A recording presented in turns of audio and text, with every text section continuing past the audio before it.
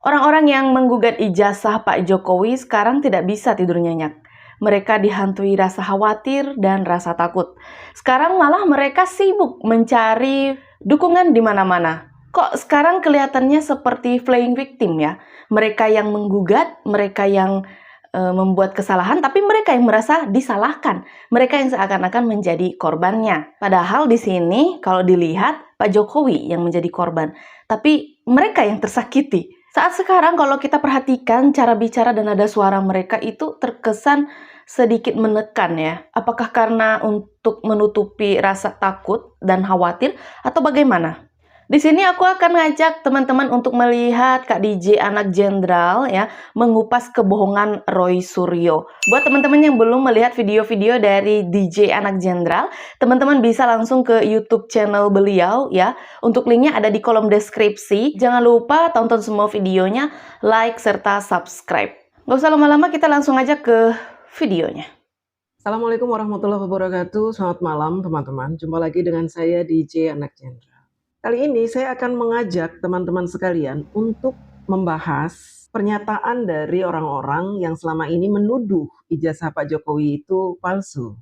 Saya akan menampilkan rekaman acara debat di Rakyat Bersuara iNews oleh Aiman Wicaksono.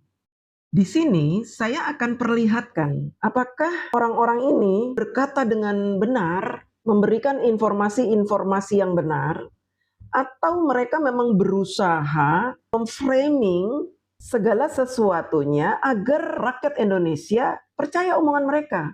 Nanti kita kan belajar sama-sama nih. Teman-teman juga bisa mengambil kesimpulan sendirilah.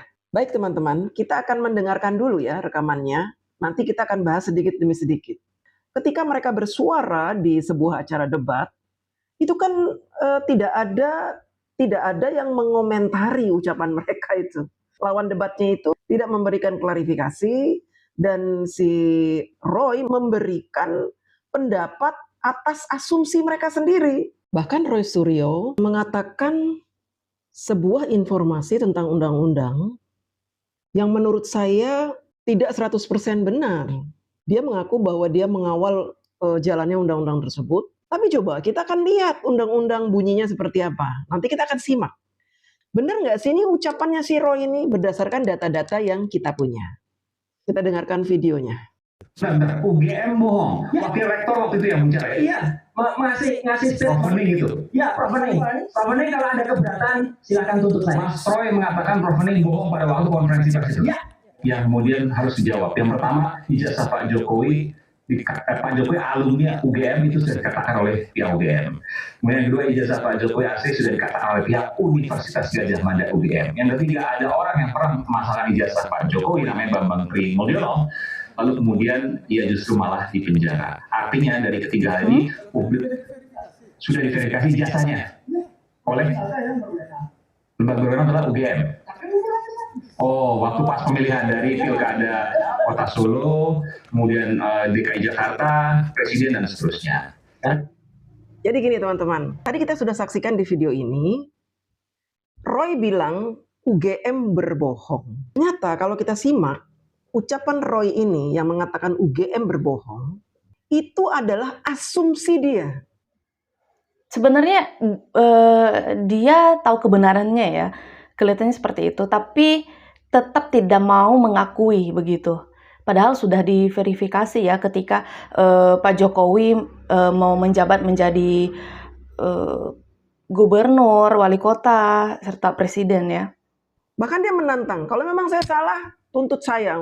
Lagu sekali ya, tuntut saya katanya. Dia sengaja bilang begitu supaya apa? Supaya penonton percaya sama dia gitu. Padahal dia ini raja bohong, si Roy Suryo ini. Kenapa saya bisa katakan bahwa Berarti seperti menantang gitu ya, kebenarannya sudah diketahui tapi dia tetap kekeh bahwa itu tidak benar.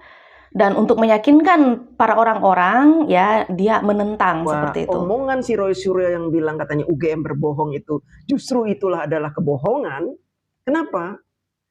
Karena ketika Roy Suryo datang ke UGM, itu sudah bagus UGM menerima mereka.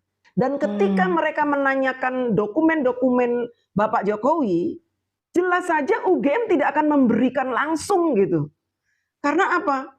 Dokumen pribadi itu dilindungi oleh undang-undang. Ini yang tidak disebutkan oleh Roy Suryo. Roy Suryo justru nanti menyebutkan tentang undang-undang yang pernah disebutkan oleh Bapak Mahfud MD. Undang-undang Keterbukaan Informasi. Dan ini menurut saya menyesatkan. Nanti kita akan cek Undang-Undang Keterbukaan Informasi dan Undang-Undang Perlindungan Data Pribadi. Kita akan buka. Nah, ini adalah Undang-Undang Nomor 14 Tahun 2008. Ya. Teman-teman bisa lihat ya di sebelah sini ya. Kita langsung buka saja ya. Bab 2, Azas dan Ketentuan, Pasal 2. Setiap informasi publik bersifat terbuka dan dapat diakses oleh setiap pengguna informasi publik. Nih ya, dari sini saja nggak ada kaitannya dengan ijazah pribadi, nggak ada. Kemudian yang kedua, informasi publik yang dikecualikan bersifat ketat dan terbatas. Bahkan informasi publik ada yang dikecualikan karena bersifat ketat, ya, ketat dan terbatas. Seperti yang dulu pernah dikatakan oleh Bapak Prabowo, itu kan rahasia. Rahasia, karena tidak boleh diketahui secara publik. Berbahaya buat negara kita, kan gitu ya. Nah ini menjelaskan itu. Kemudian pasal 4-nya, informasi publik yang dikecualikan bersifat rahasia sesuai dengan Undang-Undang Kepatutan Kepentingan Umum didasarkan pada pengujian tentang konsekuensi yang timbul apabila suatu informasi diberikan kepada masyarakat, serta setelah dipertimbangkan dengan seksama bahwa menutup informasi publik dapat melindungi kepentingan yang lebih besar daripada membukanya atau sebaliknya. Gitu ya. Jadi kalau ada hal-hal yang justru berbahaya, ya tidak usah dibuka. Tapi kalau ternyata kalau ditutup malah berbahaya, ya dibuka. Gitu. Tapi kita lihat dulu nih, informasi publik apa? Kalau Roy Suryo kan sesuai dengan video dia ini ya, ngomong apa nih dia? Iya, ngomong fakultas kehutanan aja fakultas kedokteran, ya kan? Itu kan nggak salah. Itu kan revisi. Itu petunjuk Allah, Mas.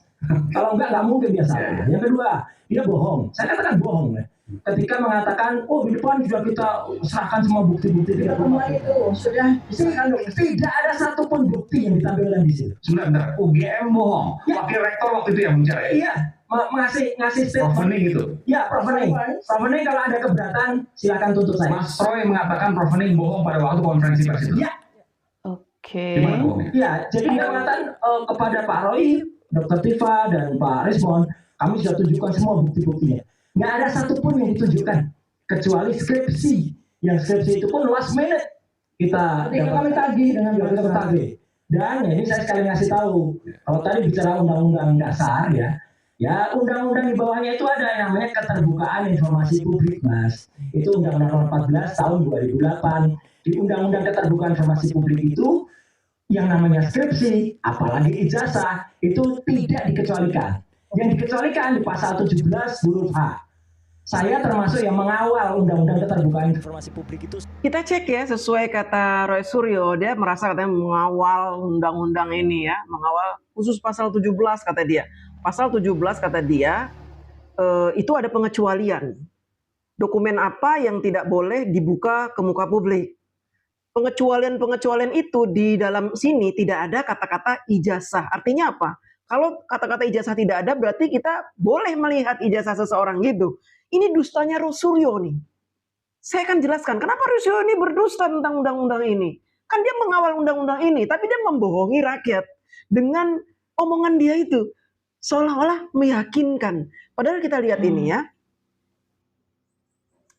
Bab 5, informasi yang dikecualikan. Kita lihat ya. Nih, pasal 17.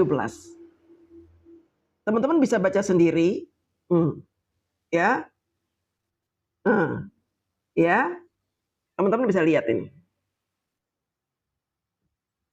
Saya tidak usah bacakan karena terlalu banyak. Bisa dilihat, memang benar tidak ada kata-kata ijazah. Karena tidak ada kata-kata ijazah, si Roy berasumsi bahwa artinya kan ijazah tidak dikecualikan. Berarti kan kita boleh lihat ijazah seseorang. Dusta dia ini. Lihat. Kita lihat poin J ini. Poin J, saya dekatkan ya poin J ya. informasi yang tidak boleh diungkapkan berdasarkan undang-undang. Sekali lagi, yang dikecualikan informasi yang tidak boleh diungkapkan berdasarkan undang-undang. Artinya apa? Ada undang-undang untuk melindungi informasi pribadi. Kita buka undang-undang apa nih? Karena masuk di sini, di poin J. Di poin J masuk di sini. Informasi yang tidak boleh diungkapkan berdasarkan undang-undang. Kalau si Roy main begitu, kita juga bisa pakai poin J ini. Ada pengecualian. Semua boleh dibuka. Pengecualiannya A, B, C, D, E, F, G, H, I. J. Informasi yang tidak boleh diungkapkan berdasarkan undang-undang. Dan ada undang-undang yang melindungi data pribadi. Data yang tidak boleh dipublish itu adalah data pribadi. Kenapa demikian? Karena hal itu akan berefek pada si pemilik data pribadi, entah akan salah digunakan atau seperti apa. Kembali lagi ke ijazah yang dimiliki Pak Jokowi, apakah semudah itu untuk dipublish?